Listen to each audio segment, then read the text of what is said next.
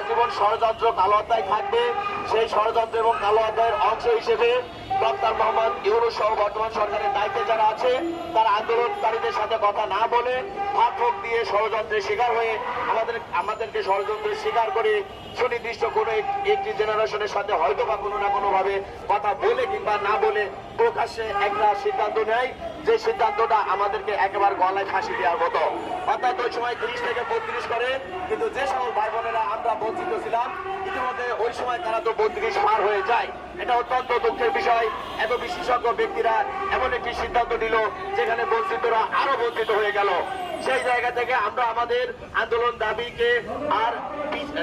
দাবিকে সামনে অগ্রসর হতে, সামনে এগিয়ে নিতে এই এমত অবস্থায় আমরা সিদ্ধান্ত নিই আমরা স্বৈরাচার সরকার ক্ষমতায় থাকা অবস্থায় বিগত সময় স্বজন বৃদ্ধি, দুর্নীতি এবং দলীয় নীতি, প্রশ্ন ফাঁস বিভিন্ন কারণে আমরা যে বঞ্চিত হয়েছিলাম, পরবর্তীতে ব্যাকডেটের সময় আমরা বঞ্চিত, পরবর্তীতে যে সবাইকে বৈষম্যের শিকার থেকে মুক্তি করার সরকার এসেও যে আমাদের বৈষম্যের মধ্যে রাখলো, সেই জায়গা থেকে আমরা এখন রাস্তায় দীর্ঘ 22 দিন ধরে আমার ভাই বোনেরা পড়ে আছে। সরকারের কোনো সুদৃষ্টি নেই। এই বিষয়টিকে আমরা অত্যন্ত দুঃখের সাথে প্রকাশ করছি।